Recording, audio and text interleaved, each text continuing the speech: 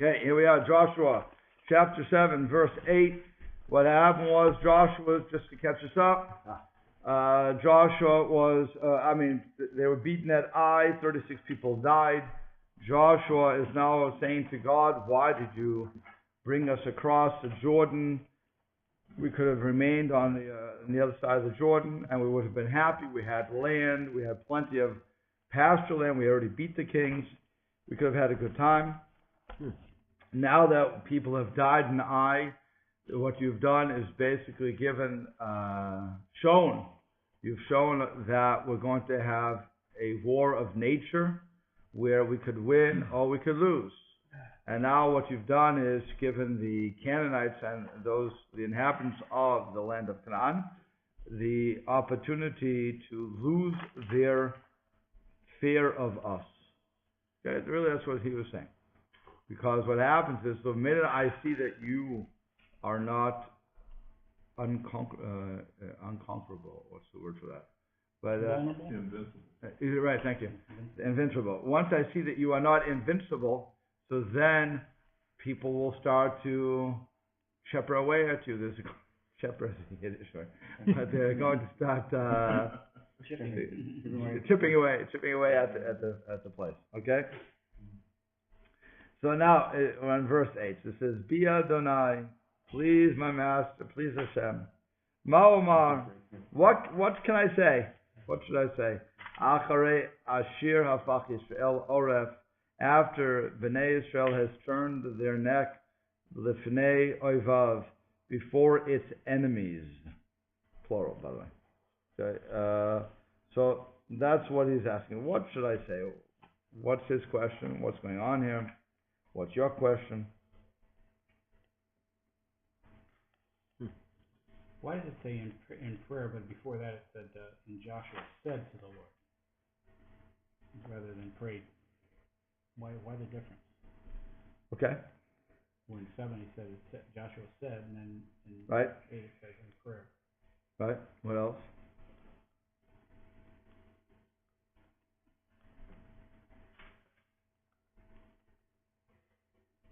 Anything else? Why is the word we usually pronounce as Hashem actually spelled out, and it's not the Tetragrammaton? Okay. I hear. Anything else? By the way, just because you ask a question, because I say I hear, doesn't mean I'm going to give you an answer. Okay, you have to understand that.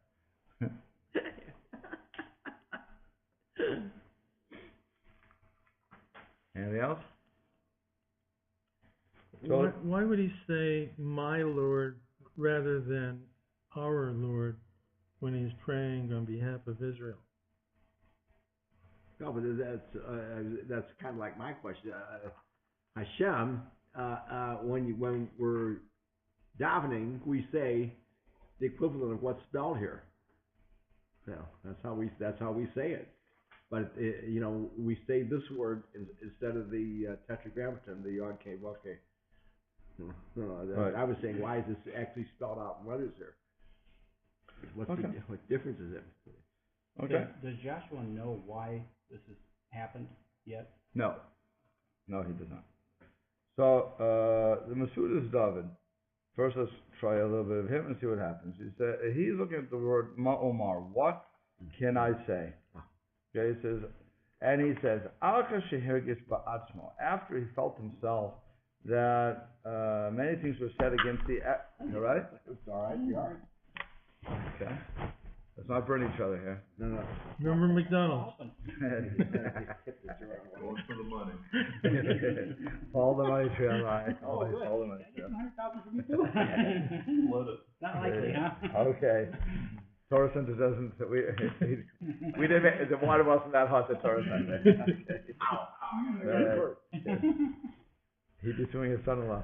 Okay. So he goes back and says, Ma'omar. What can I say if it's not for this thing? Since Israel turned its way when it ran, I'm crying to you, Mika'ev Lev, from the pain in my heart. I'm crying out to you. That's why he says, Via Hashem. Be'adonai. Please, my Lord.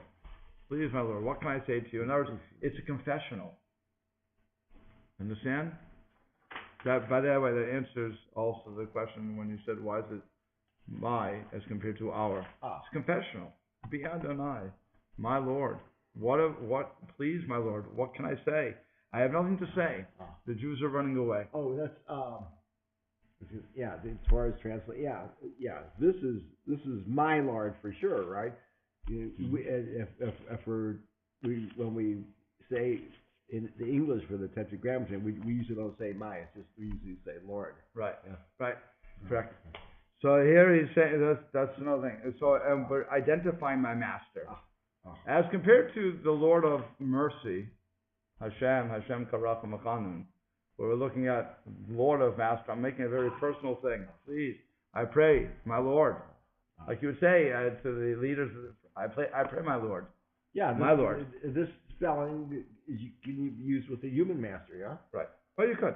Yeah. Well, no, it would be Adoni. Adoni, personal master is Adoni. It's interesting that Nai makes it, your grammar here makes it plural. Right. Sorry? A good song. So it's a plural here. Okay, so his question is, again, the people are running away, they're losing their hope, as it were, so what do I do? Okay, what can I say? So that's how the Mr. David is reading it. Let's go to the Malbim, just for this, and he goes with this along these lines. He says, I pray Hashem, Atatue, now the claim comes up, Allah Atir, on the future. Shagam im chashavta, because now also if you will consider kinuchala netzach b'dever teva, that we are going to conquer everybody in the natural manner, because we are stronger than the other nations. So Mash and Iflinu Ba'ai, and that which we fell in the battle of Ai, that was because we only went out with 3,000 men instead of our entire army, right? There was sheer numbers we could have won, but because we were arrogant, we went out with 3,000, so that's what we lost. And so that's why the sword could eat us up, and so 36 people would fall, because that's the way of war. That would be good until now. That our fear has fallen upon the inhabitants of the world, of the land. And the people didn't have the ability to stand before us in war. That's why we would be able to conquer them easily in a natural war. But now, what can I say? Now, after the Jews have turned their necks, or they've turned around, now the fear of the nations has turned away, and now the nations are ready to fight with us. If that's the case, what's going to happen? Okay, and there was, like we said, the last verse, the fear of the Jews has dissipated. Our invincibility clause has gone away. Now we're invincible. And if I'm invincible, and I have all these nations surrounding me, even though I am 2 million people, or 600,000 foot soldiers, who cares? You got me once, you're going to get me again. You can do guerrilla warfare or otherwise. And if you want, just think about that for 1 second. Just go fast forward through history when the Hasmoneans, the Maccabees, fought against the Roman legions. The Greek legions, sorry. The Greek legions. The Greeks were not small in number. They're all over the place. Alexander's crowd was, or his people who take over, even though they're fighting amongst each other. Okay, and there was the Seleucids versus the other kingdoms. Even though that there's infighting to who should, the Ptolemies versus Seleucids, still there's a lot of people there. And for this little Jewish group, and it wasn't even an entire Jewish people, to come up because of guerrilla warfare, those methodologies, and defeat the army and keep them away for 200 years. Or keep making peace treaties with these people. We don't make peace treaties in the United States of America if we really want something, I guess a little island. Where was the Balkans? Balkans. That was from. No, there was a place that rebelled against. I think it was the Balkans. How long ago? How far back? Probably 10, 15 years ago. It was against Britain. Oh. It was against Britain, that and they was, sent out their warships. Venezuela took over Granola. Granada. Grenada. It was Grenada. Fine, Grenada. Okay, I forget. A little island basically was once the rebel against the whole system. Yeah. And they're sending out the warships. I'm thinking, come on, we was like a break. What are you gonna do? Bomb the sheep? You know? But that's what they're saying here. You know, it's that little island of Jews is suddenly coming out. You would think it can't happen, and it does. So they're saying here, why? Because they saw there was a chink in the armor. So once there's a chink in the armor. Once we get sued for that, okay. But it's now that you have so now the other people are also, and there's the Canaanites see that there's a chink in the armor of the Jewish people, and they say, and that's what Joshua's saying. Now that we're no longer invincible, they're going to come get us. So now we go on. Vayishmu, verse 10 and 9. Vayishmu Kanani, and by the way, it's v'yishmu, not va-yishmu. Again, I'm showing you grammar here. It's not va. It would be va-yishmu, would be the Canaanites heard. Remember, he's still in prayer mode. He's still talking to God. So it says v. So the v does not become a vav conversive. It keeps it in the future. V'yishmu Kanani, and the Canaanites will hear. Okay? V'chol yoshvei ha'aretz, and all the inhabitants of the land will hear. V'nasabu aleinu, and they will surround us. V'echritu, and they will cut off, it's future again, et shemenu, our names, mina aretz, from the land. Uma te'aseh l'shemcha ha'gadol, and what will you do for your great name? Okay? That's what we're saying. So you got that? Again, it's, by the way, if somebody would be reading this and they would say, Vayishmu, you change the whole context. Yeah. So the Shvat to the Patach is a major change here. Okay, so again, the Canaanites will hear, and all the Canaanites and all the inhabitants of the land will hear. They will surround us because they're going to encircle, he says. Yeah. Okay, and they will cut off our name from the land. And what will you do for your great name? You like that one? You have to admit, it's interesting. Go ahead. What's your questions here?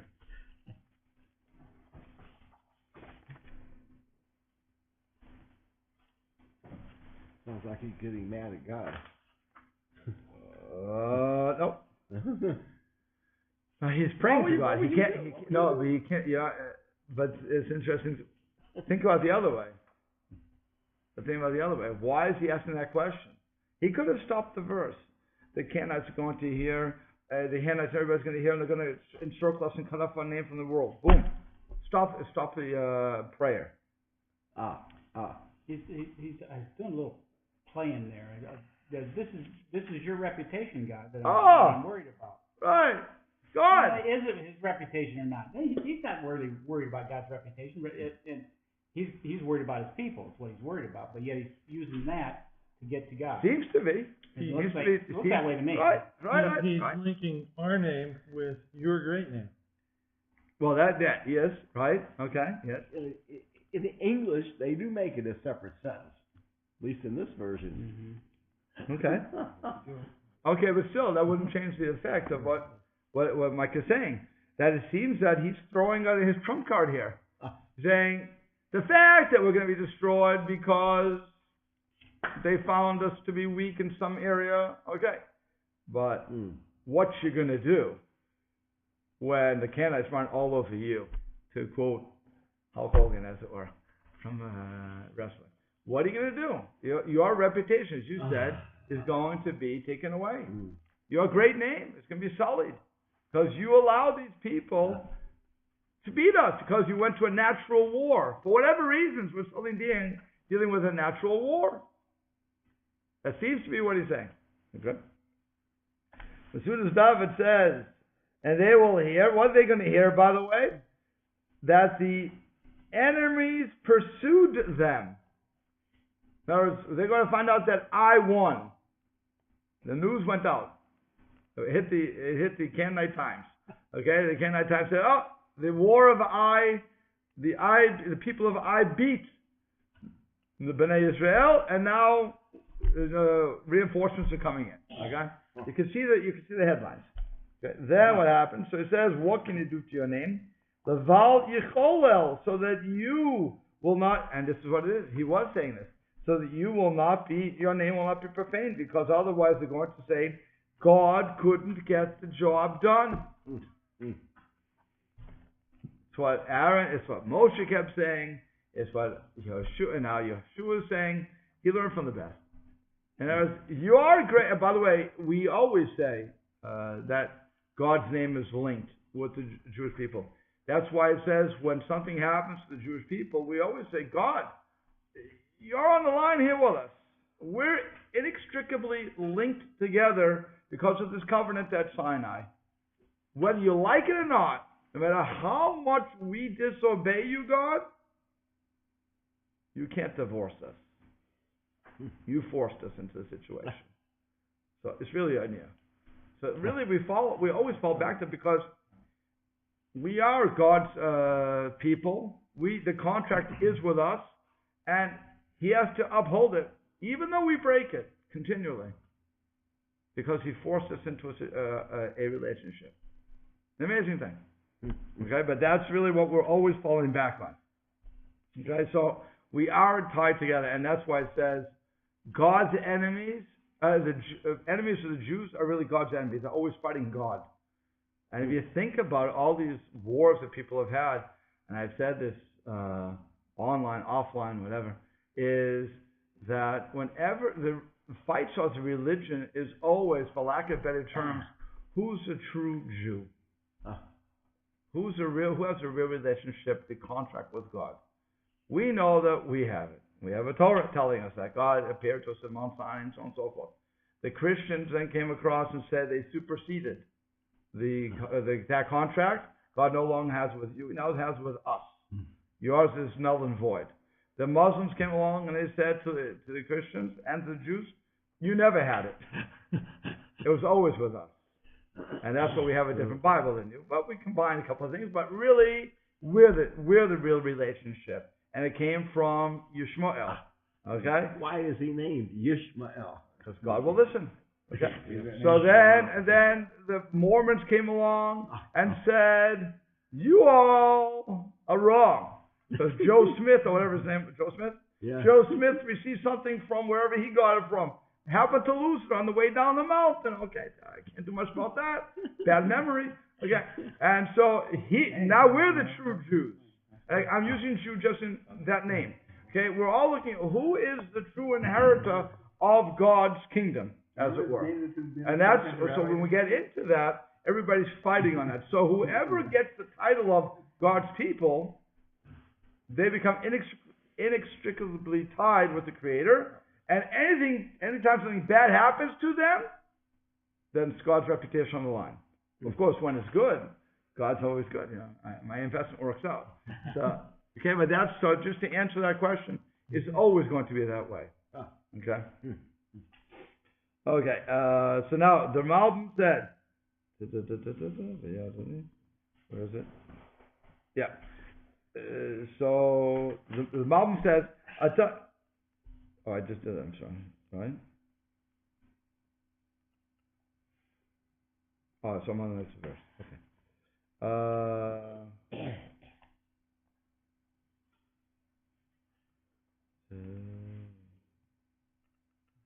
Oh, here's it. Okay. So the Malbim says that the Canaanites will hear, and they're going to surround us all at once. Unlike the enemies normally do, the enemies, if you think about how the Arabs, even though that there were 7 nations around us, not everybody is surrounded us at once. It was first this guy, then that guy. So here he's saying, Yehoshua is arguing that they're all going to encircle us at once, and they're going to wipe us out. Sheyatza lanu adat b'gvor, because they were afraid of us now until with strength. Uvamer sheyikarei shemenu, and now that they're going to come out with us against us strongly, so then they're going to cut off our name. Halot yitzchalel shimcha gadol. So if they kill us, your great name will be damaged. Shal kain sheyetzi lanu shem noda shimcha l'miskav. Okay, so same thing we're saying. If we get killed, it means your name has been sullied, so you can't afford it. If you're going to talk to God, you better be strong. Okay. Now, when that type of wording is used in prayer, in the Torah or in the Tanakh, who needs to be reminded? God or the person who's praying that? Is that a way of reminding yourself who you are in covenant with God? That's an interesting question. I would say that it's not a matter of reminding God, because God doesn't need to be reminded. It's a matter of invoking our claim. That's all. To say, okay, and remember, we don't know what we did. Joshua still doesn't know what he did.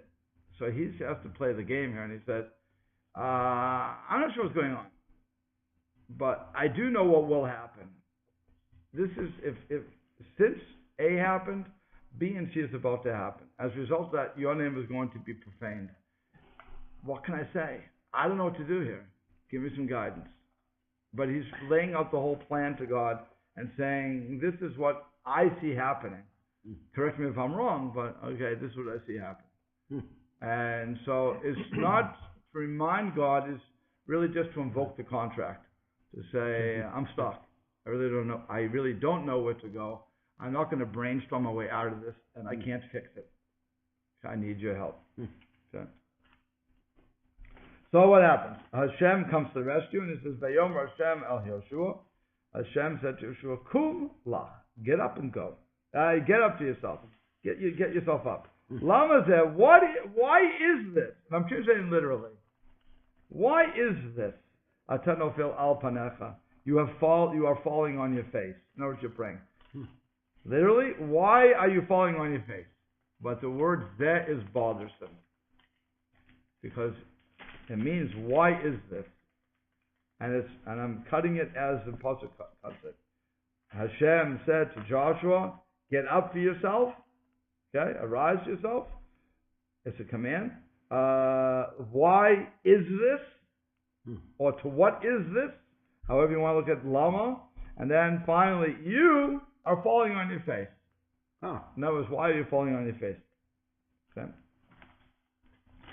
So Rashi says, it's written as kum lach with a vav. It's read in that manner, but it's written kam lach. So it says, Amad lecha, stand up for yourself. You should stand up. Ma shepalalta lefanai iskarta. Why? Basically, why are you davening to me? Okay. Then he says, another explanation is, you need to stand in the camp. And you stood in the camp and you did not go out with him. And I told you in Bamidbar, back in the Torah, I said to Moshe, when I told him to appoint you as a leader, I said that the leader will bring them out and then he'll come back with them. But you but you didn't go out with them. That's why they're lost. Okay? You're supposed to bring Yisrael. I will be with you. And it says, that he will pass before the nation, and he'll cause them to inherit. So he says, if you go before them in war, they'll be successful. But if you decide to be a normal general, stay behind, they won't be successful. So whose fault is it that they lost Joshua? Yours. He didn't follow orders. Hard thing to hear. You want to pick on me? What's happened to my name? It's not my name on the line. It's your life on the line. Listen to what I'm telling you, and you'll be successful. Okay? And then he also, another possible way is, Kumlach bishvilcha zot lahem. This is all for you. Lo amarti lecha lahakdish shalal b'shmaim. I didn't tell you to sanctify the booty of the city. I said, wipe them out.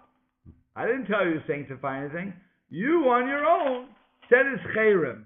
You on your own caused your own downfall. What's the downfall? Somebody stole. Now he's learning. Okay, so Raj is bringing three possible ways to look at this, and really you can combine everything together. But one, you didn't go out. Two, you decided on your own that it's going to be hektish. You're going to say chayrim, set aside for the bedek habayit, make it all that you can't touch it. Why would you shut the people up like that? Who told you to do this? Okay. By the way, it wasn't so strange. If you look back at Bamidbar, so when they're going to war, there's one war that Moshe tells them, touch nothing, take nothing from them, and they don't. Then another war, they did take something, and they took some spoils. That was the war of Midian. Midian. They took some spoils and the women, and so Moshe says, why did you take something? These are the very people that caused you to sin, the women. Why would you bring them into the camp? What are you doing? You're insane. And so we see that sometimes they did take spoils, sometimes they didn't take spoils. Well, in this case, I think we talked about it before, why didn't Joshua want to take spoils from Jericho? Did we talk about this? We did? So, yeah. Right. So I said, if I remember correctly, I know I said in another class, I'm sure I said here too, the reason was to show that it wasn't a war for possessions. This was a godly war. And a godly war I don't take any money for. Okay? So so that being the case, he decided to be all hektish. So, but some people, we're going to find out Achan, we actually already know. Achan came along and decided he wanted some souvenirs from the war, and he causes all these problems. Okay? But he doesn't yet know. So now there's a musar that he's getting from Hashem. Okay? So that's number one. That was Rashi's explanation. You also have, that was, so, Metzudas David says, again, why are you davening? You don't need to pray right now. What you need to do is take care of the sin. Which is something that too, I mean, when we're, again, he doesn't know. I mean, it's hard to really argue on Joshua. Joshua doesn't know what's happened. All he knows is things didn't work out. So what we're hearing from everybody is when something doesn't work out, your natural reaction should not be, this is me saying it, nobody else. Your natural reaction should not be, God, why did you allow this to happen? It should be, God, what did I do that caused this to happen? Or what didn't I do? That's what really we're hearing from the rabbis. That's what it seems to be. We have to check ourselves out and say, did I deserve this? What did we do that caused this to happen? And was it I didn't listen? If so, how didn't I listen? Did somebody else do it? Kol Yisrael Ravens Evazeh. All Jews are integrally tied together. Did I see somebody sin and just say, hey, you know what? I'll leave them alone because it really doesn't affect me right now. Or did I correct them? No, did I have a blind eye? What exactly did I do? I have 36 people dead. Or I have whatever the atrocity happens here. I have to know, mita keneged mita, tit for tat, what did I do? And then I can work on that. But the first line of action shouldn't be, what are you going to do? That shouldn't be the first line of action. First, I have to look at myself. Prayer is part of it. When I come and I say, Mo, what can I tell you? I'm a sinner. He didn't say that. He just says, Be Hashem. Mo, what can I say?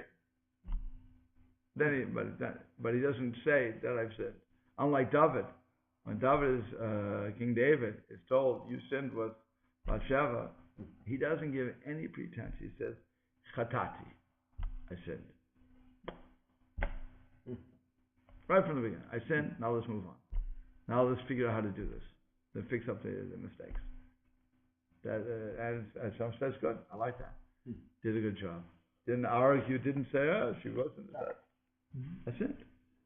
I can imagine any one of our presidents getting up and saying, when somebody at the Congress says, you did such and such, you're right, I was wrong. How do we fix this up?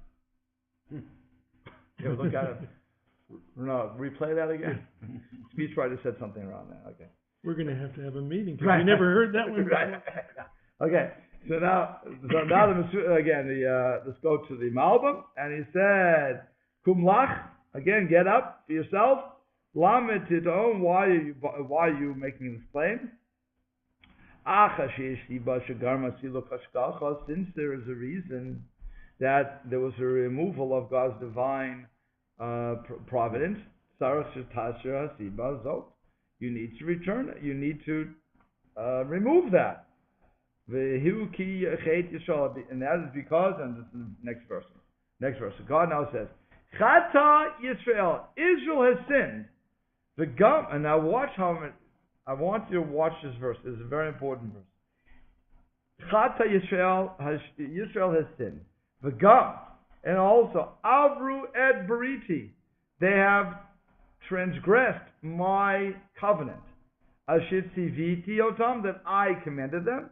V'gam, lakchu min hacherim, and they have also taken from the cherim, the forbidden things that of Jericho.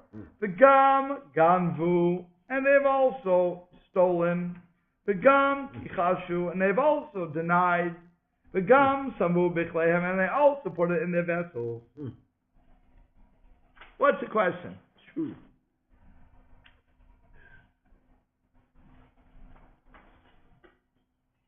Come on.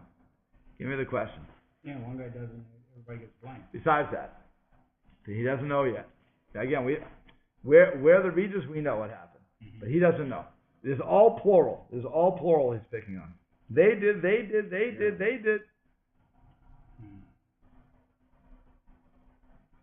Why do you need everything? Chata Yisrael. V'gam Avru Bariti. First of all, what does that mean? Israel sinned and they also transgressed my covenant. Isn't that the sin? Wouldn't that be the sin? What do you mean, gam? Also they transgressed. Israel sinned, period. Leave it alone. Israel sinned, and this is what they did. Why not just say that? Yeah. So why is God going through the entire list? Right. He's going through a whole laundry list, but he's saying nothing. At the same time, he's saying nothing. He's saying, they transgressed my covenant. That I commanded them. Which covenant? What covenant did they transgress? That's number one question. And they took from the Cherem. Okay, that's identifiable. Mazel tov. They took from the Cherem. Great. And then they stole. Well, didn't you just say that? They took from the Cherem. So they stole. Okay, well, what do you mean they stole? And then they denied it. Who denied it? There was never any claim at this point. And then they put it in their vessels. What? That's all part of the same thing. Either you're having a senior moment. Okay, take it easy. Okay? Either there's a senior moment going on here, or these words, what are you trying to say? You're God. You're talking to Joshua, your leader. Not you're appointed, one you appointed as a leader. You're first in charge. What are you saying to him already? Why so many ways of saying? Sounds like a matter of just very strong emphasis. Oh. Yeah. Okay. Why else would he, say, okay, you've sinned. That's a general statement. But now, and you've also broken my covenant. Right. So I think it's all a matter of very strong emphasis. Oh, which covenant? That's another question. Torah? Okay, just got the Torah. You broke my Torah. 40 years. 40 years, whatever it was. But that's... So part of the covenant is to do all that I command you to do. Yeah. Okay. Yeah. So if that's the case, that could be a major overhaul of the people. Who knows what we're talking about? Then he finally says, okay, so they took from the Cherem. They took from the Cherem. By the way, they took from the Cherem. So fine, who's they? And they stole it. They did. Where? It's collective guilt, though. Oh, so where's everything? So you could say, Kol Yisrael Ravens, that is that. You could say that. Okay, you can say all this. Fine, let's see. I'm going to cut right to the Malbim because I'm running out of time with this, right? Yeah. Okay. So wait a minute. So maybe he's saying, so Israel sinned, so we're all responsible here, but then he's saying, and they. Maybe then he's talking about actual people who did it. Right. So What are they? correct. Okay, we're going to get there. Sounds like somebody saw him do it and didn't say anything. Okay. And there's a progression. They Correct. could have, at each one of these steps, they could have stopped. Mm-hmm. Somebody could have stopped. Yeah, somebody could have said something. Good. Good. So let's go on. We still have to. Okay. We possibly have solved them. Let's see what the Malbim says, and he'll help us out. See if we're even on the right track. Okay. So it says, Chet Yisrael, Israel has sinned. So he says there's an explanation that the sin is doubled. One is that they transgressed my covenant. Which covenant? They profaned the Sabbath. Why? Because they took out, we on the Sabbath we're not allowed to carry from a public to a private domain, from private to public or from public to private. And they did this because when did they conquer Jericho? We said they conquered it on the Sabbath, right? So they went in on the Sabbath and they weren't supposed to touch anything. Okay, yet they did touch it and they took it. So therefore they transgressed my covenant, which is the Sabbath. When a Jew breaks the Sabbath, it's as if he is worshiping idols because he's denying the basic principle that God created the world in 7 days. And 6 days and rested on the seventh. So whenever a Jew does that, it's as if they were transgressing idols, transgressing idol worship, and you're breaking my covenant. That is the one mitzvah that is probably the most serious as in profanation of God's name. Besides swearing and falsing God's name, but this one is a major hit. Okay? So it says, that's how the Malbim is looking at it. You broke my covenant, which means the Sabbath, which is all inclusive of everything. Because once I deny that God created the world, I might as well be Aristotelian. For those who want to know more about that, that's Thursday night. Okay. And also, he took from the Cherem. Avru al Shabbat al Cherem Shemayim, he says. You not only did you transgress Shabbat because you took from a private to a public domain, a public to private domain. No, it's going the wrong way. You also transgressed by taking the spoils which were dedicated to Hashem. And since we said they were dedicated to Hashem, we have a special law in the Torah that against misuse or misappropriation of holy objects. This is set aside. In other words, if I give money to the shul, it's interesting.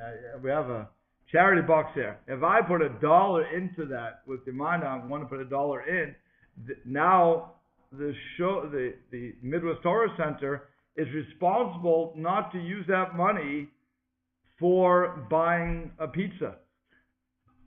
And for our own personal sake. If we're going to buy it for the kids to run the program, maybe you can get away with that. But we're supposed to buy books for that. We're supposed to do what for the needs of the system, not because I have to get gas in my car, so I can't take it out for my gas. Okay, that's misuse, misappropriation of funds. We would call that in the governmental language. But that is what it is. So they're saying you set aside. So it's already two sins for going. You broke Shabbos, and then you misused. You took from the Cherem. Okay. And what's worse is the gangamvu. You stole it. And it's not like the people in Hebrew, you have the word gazlan, and you have the word ganav. The gazlan is basically an armed robber, where I will rob you publicly in broad daylight because I don't care about you, I don't care about your law, I don't care about God. I treat you all the same. I have this disdain for everybody. Fine. A ganaf, though, doesn't do it openly. He's a stealthily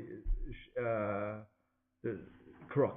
He does care about what you think of him. He doesn't care what God thinks, but he cares about what you think. Okay? So he says, Gam ganvu, that sort of thief, you did this secretly, and therefore you denied that there was the all-seeing eye. You were afraid of the humans, fine. but you weren't afraid of me. Okay? So then he says, you also denied it. Again, here's, you also denied, it says, Machishim B'Ashgacha, you denied that there was, when it comes to Ganvu, it means that you took it, you just didn't respect me. Fine. When it comes to Kichashu, when it comes to you deny, what do you deny? You deny that there's an all-seeing eye. You didn't care about me like that too, okay? Then, he's gam some bichlechem. You also put in your vessels that you hid in the land because you didn't need it. Normally, when you steal, it's because you need something. The case of Les Miserables, where whatever his name, Jean Van Damme. Jean Valjean. Jean Valjean. Okay, Jean Van Damme is the actor mixer. Okay, so John was it Jean Valjean. Jean Valjean. He stole it because it was hungry and wanted to feed his family. We understand that sort of stealing. It's wrong, but we understand it. What we don't understand is when you steal just to steal and put it away because you don't need it at all. Ah. Government. No. We don't understand that. Yeah. I'm going to get somebody to watch this. I believe it's somebody. What's going to call the government today? But it's so that's what he was saying to them. You don't need any of this stuff, and yet you stole from it. Okay, so that's why every single term meant something totally different, and making the sin worse and worse and worse and worse and worse. In other words, I can sin, I can steal, I can do not that I can, but one could steal and one could rationalize it. But when one is stealing and putting it away for the future. You know, he wants to say, I went to Jericho and this is what I got. You know, I went to, I went to the Bahamas and all I got was this lousy shirt. But, right. Went from a misdemeanor to a felony. Right. So that's what he's saying. You can't do that. Okay? And it says, V'lo yuchlu b'nei Yisrael. And the b'nei Yisrael, so they can't get up. Well, how does he say it here? Yeah, they shouldn't be able to stand. Okay. They won't be able to get up to lakum lifnei aveichem, to stand before their enemies, or if yifnu, their neck they will turn lifnei avayim, because from before their enemies, plural again, their enemies, ki hayu lecherim, because they have this cherim. Lo osif liyodimachem, I, God, will not continue to be with them. Im lo tashmidu acherim v'kir bechem. If you, plural, do not destroy the cherem from your midst, you have a choice, Yehoshua. All the prayer in the world isn't going to help this. You need to do what you have to do. I'm telling you what you have. The problem is the cherem. You made it, following the Masudas David, I think that's what said it. No, Rashi. You made the cherem. You made the original. You made one of your problems. The other problem was Shabbos. Okay, so that would have been an issue on its own that they were carrying. But the other issue is you made it cherem. Nobody told you to make. I didn't ask you for anything. I told you go in, destroy them, and that's the end of it. Wipe them out. You said whatever left is cherem. You made the problem yourself. Okay, but now that you've made the problem, and I'm holding, I didn't fight you, so therefore it's as if I agreed with you. Leave it. Doesn't die. The cherem. But now they stole. You put a stumbling block in their face, as it were. Now you got to repair this, pal. Repair it. Find out the person who took it. Clear it off your midst. Because until you do, I'm out of the picture. Again, this is a lesson for everybody too. We can pray all we want, but until we clear our plate, God's not going to kick in. We have to first make it that God can dwell in our presence. There's a major hashkafic issue. Hashkafa means outlook, Jewish outlook. There's a major issue. If I don't clear, in other words, if I would insult you, and then it comes to Yom Kippur, I say, forgive me for all the sins I've committed against me, and I've insulted, blah, blah. God's basic question to me is, did you make up with everybody? You're coming to me, very nice, but did you make up with the other people? Did you ask for their forgiveness? Did they say yes? Not enough, by the way, to ask, will you forgive me? You actually have to say yes. Okay? So you have many times the rabbi gets up on the pulpit and he says, I have to ask everybody for anything I may have done. whatever it is, can I have your forgiveness, please? It's basically a pro forma thing. And nobody answers him. Yeah. He's stuck. Nobody answers. I always say, if I would have said, I would have said, no, I need you to say, I forgive you, Rabbi. Because really, otherwise it's just a waste. Will you forgive everything I did? No. Oh, no, that doesn't work like that. You have to forgive me. And the truth is, it depends on who it is, but it's, you have to sometimes, let's say I would insult Plony. I don't want to pick on anybody. So I pick on Plony. Plony is Joseph. I insult Plony. And then I go to Plony, and I say to Plony, will you forgive me, Plony? And Plony says, nope, not done. I say, okay. I wait a little while. I come back with 3 people. And I'm commanded to do this, by the way. Come back with 3 people. And I say, Plony, in front of these people, I ask you again, I sinned against you. I don't want to identify it. You know what it is. I know what it is. Forgive me, please. No. Okay, fine. Bring another 3 people. Give it a little while more. Bring another 3 people. Plony, again. 3 more people here. Will you forgive me? I've embarrassed myself 3 times already for you. So will you forgive me? No. Plony, it's now on you. Nothing to do with me anymore. It's on 3 you. times, in other words. 3 times. I have to do it 3 times. The only time Plony has more over me, if Plony is my Rebbe. If Plony is or I spoke Lashon Hara against him. If I slander the guy, he never has to forgive me until I die. Or till he dies, whatever the case, whoever beats us. Okay? But if it's my rabbi, if he wants, he really should forgive me. But if he wants to teach me a lesson, he doesn't have to do it either. I have to keep going back to him. Oh, the 3 rule doesn't apply. 3 rule doesn't apply anymore. Wow. So only with the Rebbe, and again with the guy spoke Lashon Hara to never has to forgive you. You have to keep going. Is that because you can't control the Lashon Hara? Absolutely, absolutely. The guy, I can if I say something that even 5 people here, yeah, I can count 5 people here. If I would say something against somebody else that's slanderous, well, I can't control that. I can't control. I don't know. Even if I would retract one weekend, you didn't watch it on that. Oh, you missed that 5 seconds because you skimmed over it. So you didn't hear me retract. So you still think that I said it. You still think I was right. So therefore, that slander never stops. And you probably told somebody else. So you don't know. It's the old story about the pillow. You heard the story? Yeah. Yes, you heard the story? Okay, I've heard it. Once you let the feathers go, you can't collect them anymore. Okay, you just talked about yesterday. But it's so those 2 things. But when it's not that, if it's something simpler, if it's a matter of I stole from Plony, I just return to Plony what I stole. I didn't ask for forgiveness, but it's already done. In other words, whatever I've done, I have to repair. Then I can go to God and say, I've done X, Y, and Z. Now I need it from you. And God will then say, done. That's all you had to do. It's a really easy trick. Okay? Make up with them, then you can come to me. Don't come to me first. I don't give absolution if you haven't done that. Okay? But otherwise you can give absolution. I maybe have to punish you a little bit as part of the process too. Depending on what the actions are. Okay? But that's really what God is saying to him. I can't help you until you you fix it up. We'll have to stop there.